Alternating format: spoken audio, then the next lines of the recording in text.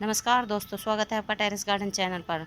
तो दोस्तों आज हम बातें करेंगे रजनीगंधा या फिर ट्यूबर रोज़ के बारे में। तो रजनीगंधा का प्लांट एक बहुत ही सुंदर फ्लावरिंग प्लांट होता है और इसके फूलों में खुशबू बहुत ही बढ़िया आती है। और ये दो वैरायटी में आता है, एक सिंगल वैरायटी मतलब एक सिंगल पेटल का और एक डबल पेटल फ्लावर आता है। तो आप देख सकते हैं ये हमारे पास रजनीगंधा का एक प्लांट है और इसके बीच में से एक स्टिक निकलती है और उसमें फिर फ्लावर आते हैं। तो नीचे से लेके और पहले नीचे फ्लावर खिलते हैं और फिर धीरे धीरे करके ऊपर तक इसमें फ्लावर खिलते हैं। तो अब ये नीचे के हमारे फ्लावर जो हैं कंप्लीट हो चुके हैं। अब ये ऊपर की तरफ फ्लावर खिले हुए हैं और ये प्लांट एक बल्बस प्लांट होता है, तो इसलिए इस प्लांट को हमेशा वेल ड्रेन सॉइल में ही लगाना है। तो इसके लिए आप एक हिस्सा गार्डन सॉइल, एक हिस्सा रेत और एक हिस्सा कंपोस्ट या फिर वर्मी कंपोस्ट ले सकते हैं। तो दोस्तों रजनीगंधा का प्लांट समर सीजन का फ्लावरिंग प्लांट होता है और विंटर सीजन में ये डोरमेंसी में चला जाता है। इसकी पत्तियां बिल्कुल पीली हो जाती हैं और जल सी जाती हैं। तो अगर आप चाहें तो इसके बल्ब को समर सीजन मतलब सॉरी विंटर सीजन में निकाल के और सेव करके रख सकते हैं। और फिर जैसे ही मौसम में गर्माहट आती है, फरवरी मार्च का महीना आता है, तो फिर इसको आप मतलब बल्ब को आप गमले में लगा सकते हैं। और ये प्लांट एक बल्बस प्लांट होता है, तो इसको ज़्यादा बड़े गमले की ज़रूरत नहीं होती है। 8 से 10 इंच के गमले में ये प्लांट आसानी से चल जाता है और फ्लावर भी बहुत ही बढ़िया देता है। तो अगर इसके प्रोपोगेशन की बात करें तो इसमें नीचे बल्ब होते हैं और टाइम टू टाइम वो बल्ब बेबी बल्ब प्रोड्यूस करते रहते हैं। तो इस तरह से हमारा प्लांट और भी मतलब बल्ब और भी ज़्यादा घने हो जाते हैं और आप इनको अलग अलग करके लगा सकते हैं।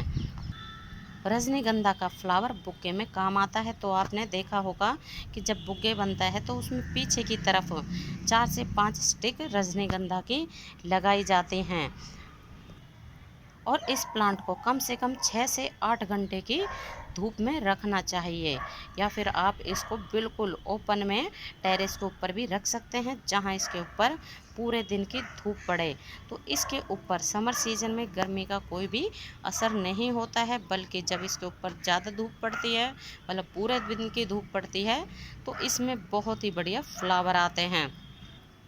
और अगर इसके पानी की बात करें तो जैसे कि बताया है ये एक बल्बस प्लांट है, तो इसकी मिट्टी में मतलब उंगली डाल के चेक कर लें।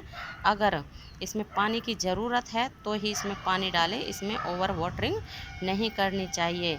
और जब मानसून का मौसम होता है लगातार 3 से 4 दिन तक बरसात होती है, तो फिर इसको बिल्कुल तेज़ पानी से बचाना है, मतलब बारिश के तेज़ पानी से बचाना है। जब ज़्यादा बरसात होती है लगातार तो इसको शेड में उठा के रख दें जहां इसके ऊपर बारिश का पानी ना पड़े, क्योंकि ज़्यादा बरसात होगी तो फिर इसके बल्ब गल जाते हैं और फिर हमारा प्लांट भी ख़राब हो जाता है।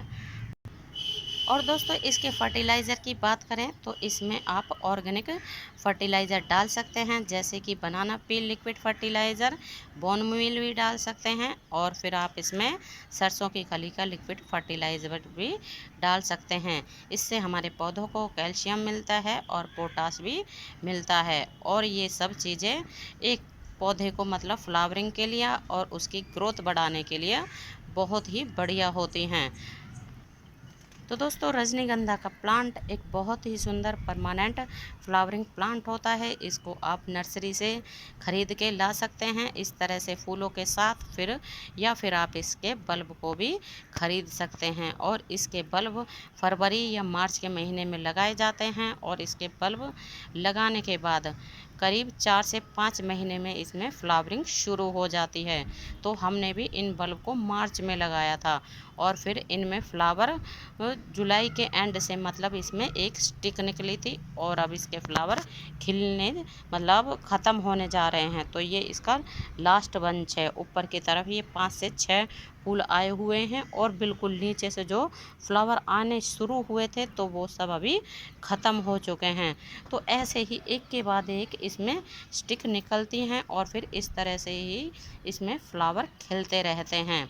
और ये हमारा समर सीजन का बहुत ही सुंदर फ्लावरिंग प्लांट होता है। इसको हमें अपने गार्डन में ज़रूर लगाना चाहिए। अगर इस तरह के हम 4 से 5 प्लांट लगा लेते हैं तो फिर हमारे गार्डन में बहुत ही ज़्यादा खुशबू फैल जाती है और रजनीगंधा में वाइट कलर के फ्लावर आते हैं और इनकी खुशबू का तो क्या ही कहना।